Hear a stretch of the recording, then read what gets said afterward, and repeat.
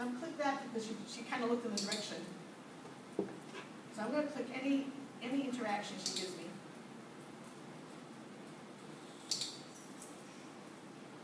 And after a little bit here, ooh, that was nice, but you get through. We're going to try to, I'll only start clicking when she goes through it. And now I'm going to start throwing the treats away from her, away from the hoop, so she has to intentionally come to the hoop.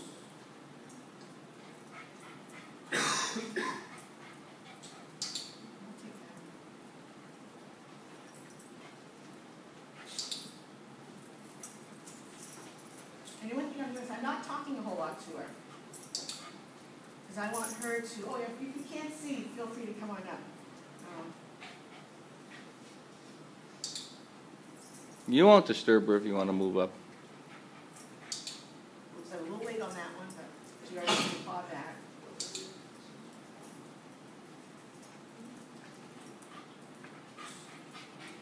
And now I want her to actually go through it. So now she's going to start giving me all sorts of little variations. But she knows how to go through it.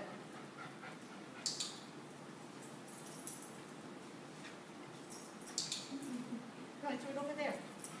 Look, you get a second one. Oh, come on.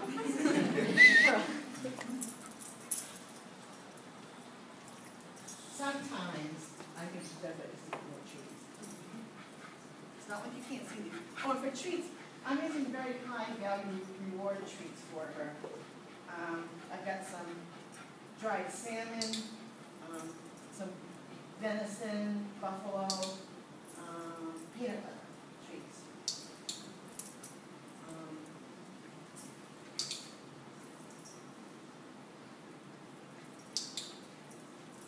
Okay, she's got this down pretty good. At home, I would not be using as high value. I just want to make sure she would focus good for us. Actually, we train a lot with Cheerios, and they'll get a few little tidbits in of really good stuff, so it mixes it up. And if she goes through this the next time, I'll show you what a jackpot looks like. A jackpot is when they really do something really, really good that you want. And you sit there or stand there and give them stuff. It's not giving them a whole handful at once. You give them several treats at a time.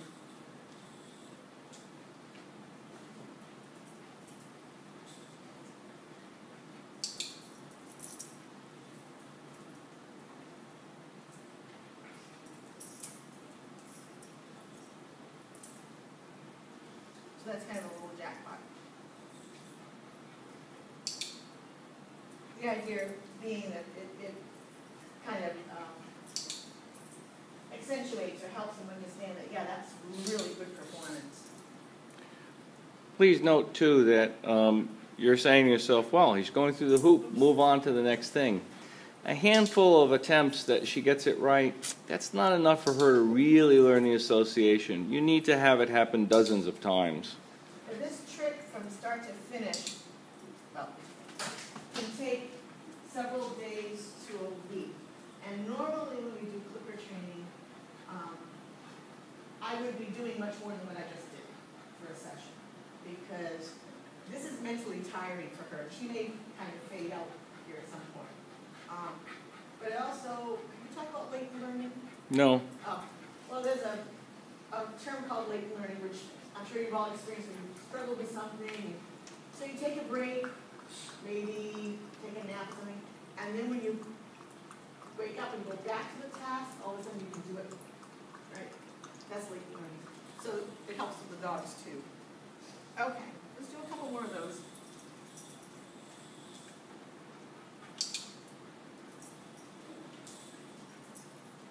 Oops. See, I made a mistake. Not so good, did it wrong. Come on, you do it. So I made a mistake, and now she's saying, oh, okay, now I can vary things because I did it a little differently. And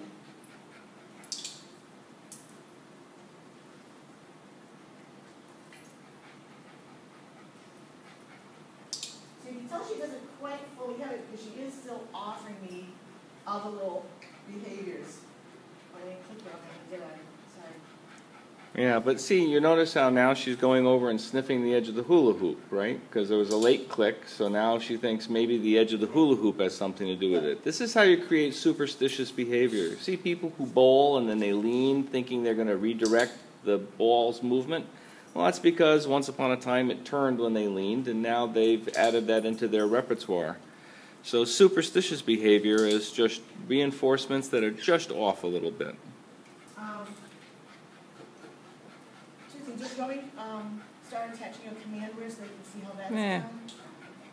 There are two schools of thought. There are purists when it comes to operant conditioning and clicker training, where you start, as soon as they start giving like behavior, they start saying hoop, hoop, hoop, or whatever command word I want.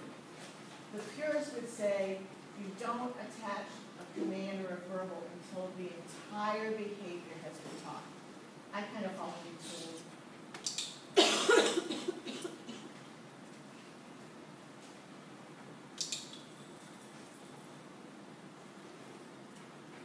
Let's switch sizes, Pearl. Let's see if we do the small one. You might just lay it on the table, yeah.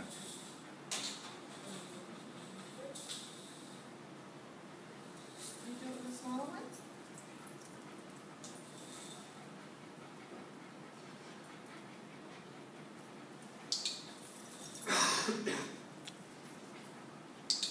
Cool, generalization. Learned it with a big hoop and is now generalized to any size hoop. Well, this is small. Well, right.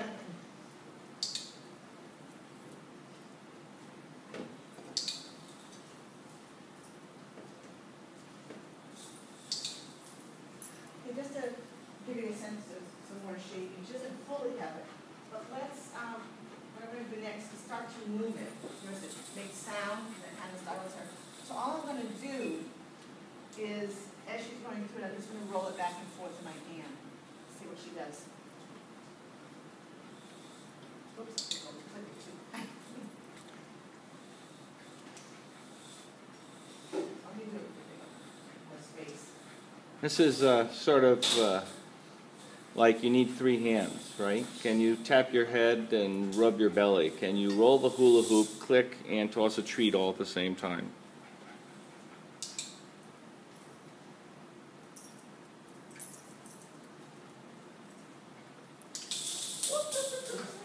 Sorry, hon.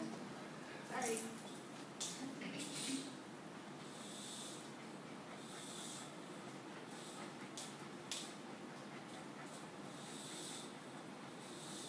Now, you might want to stop for a second and let her get used to rolling through it again without it moving.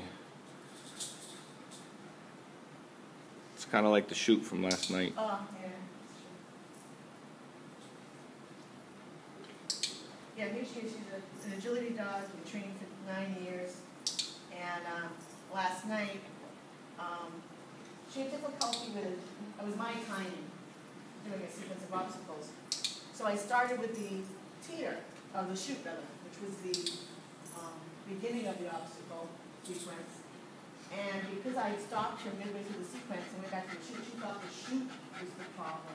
Good girl. And the whole rest of the night, she was second guessing the shoot, which she's done for years. Are you ready to try it moving again?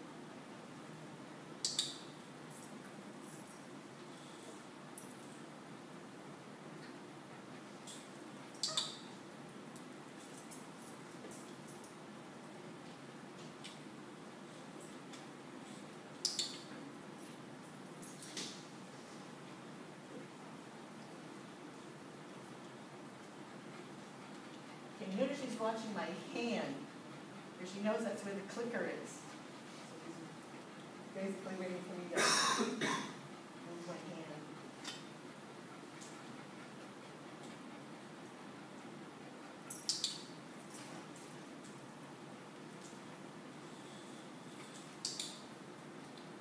Do a couple more.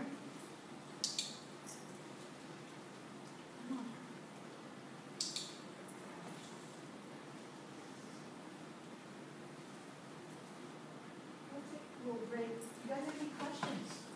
Anything you'd like to know about what we've been doing, or about Pearl. Anything? Oh, I know it's early in the morning. Pearl's going to be 10 shortly, and she's a miniature American Eskimo, which is a breed that's neither American nor Eskimo. She's basically, the American Eskimos are basically a white German Spitz. And they were brought into this country in the 1700s. But in the 1800s, the German circus performers used Pearl. them, Pearly, use it as circus dogs. So they're the original little white circus dog that you may see. They come 3 different sizes. The standard is a little bit taller than she is. It's a toy version. She's a miniature. They're called American Eskimo dogs because political correctness is nothing new. When World War I broke out,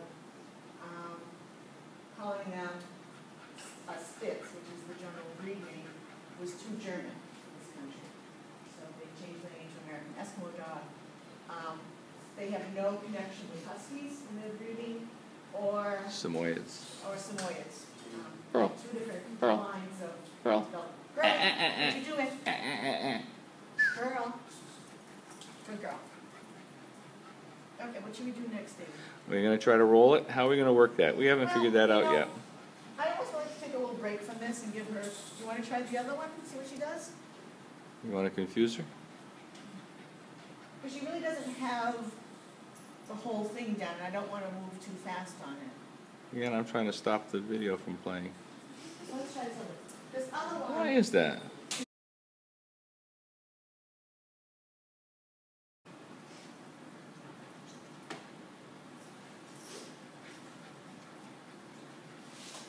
I don't have anything.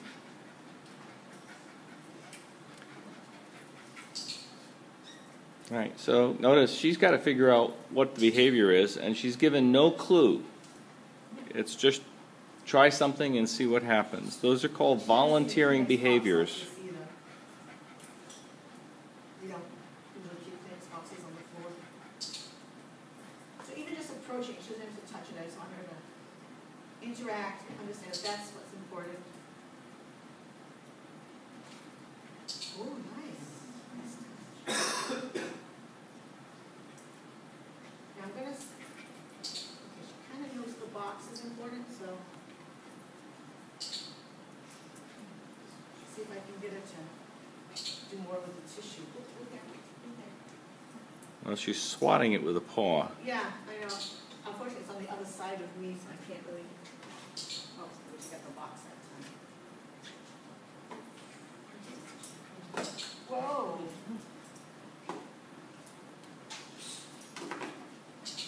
That's cute. Okay. Sometimes in midstream you find something else that's cute, and so you kind of play with that one. Notice she says, I've been smacking this box, but now I'm not getting any treats. Why? Okay. Now we're gonna.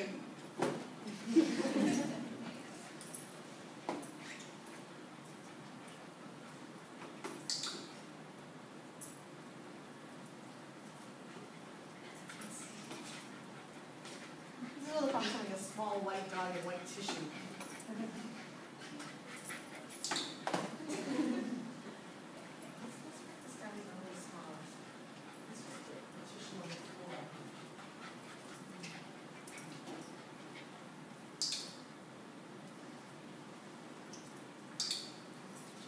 Now notice the reason she's tossing the treats away from the Kleenex is that the dog's interacting with the Kleenex and she gets a treat. She's just going to stand there and continue to be interacting with it.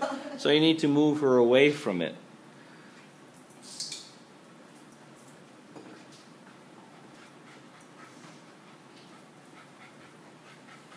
We don't have pop-up Kleenex boxes in our house, Well, so not on the floor. and not on the floor.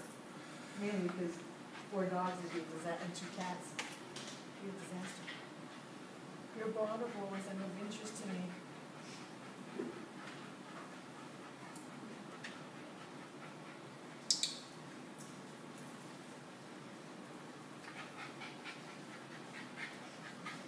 Now, She really doesn't know, she kind of thinks, but she really doesn't. So that backup behavior, that's the trick she knows. She's gonna start offering, or she is offering a lot of things, little variations of stuff she knows. Toss the treat. Are you tired?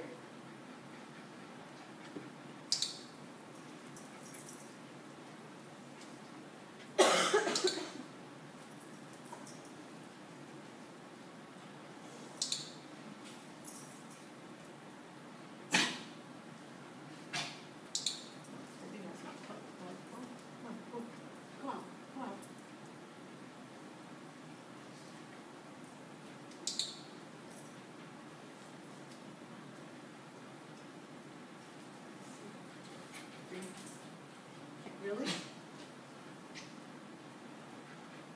Sit. Wait. Well trained, Pearl. Wait. Wait. Sit. Wait.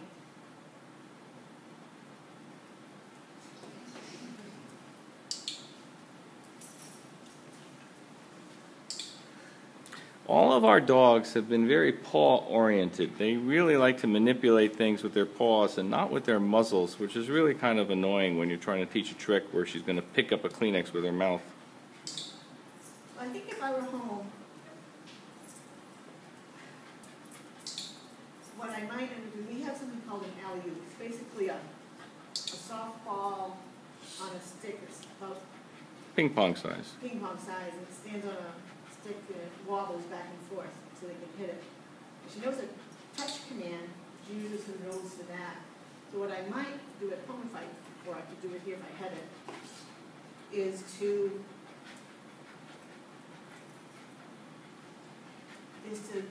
work first with the alley-oop.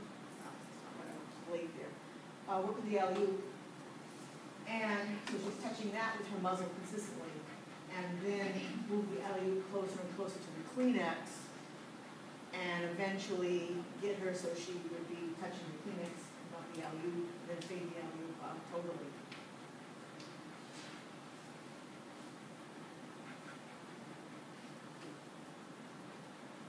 Let's bring back the board and see what you can do with that now.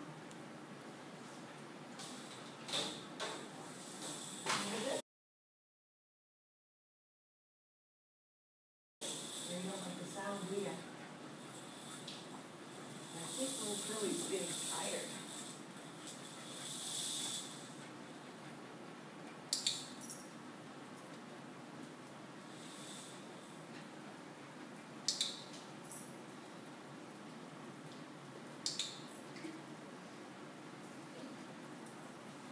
Oops, I took on that one. Pretty freebie.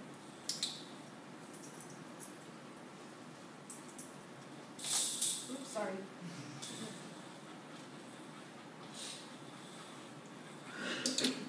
So, hon, I have a question. Yeah.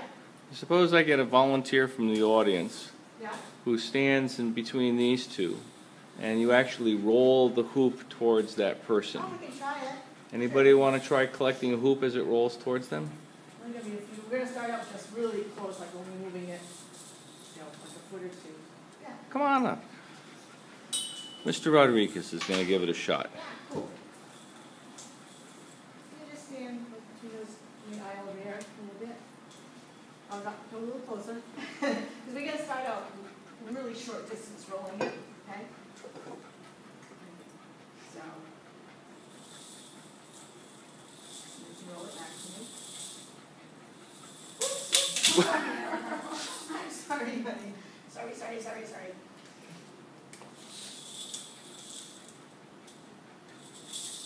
I don't think she can quite was not able to trust me. Well, she likes him. Yeah, she's not quite ready. Not quite ready for that, David. Ah, well, it was worth a try. And that's what you would do. You would start out really close, and then once you got doing that regularly, then you could extend it. And David talked about having it so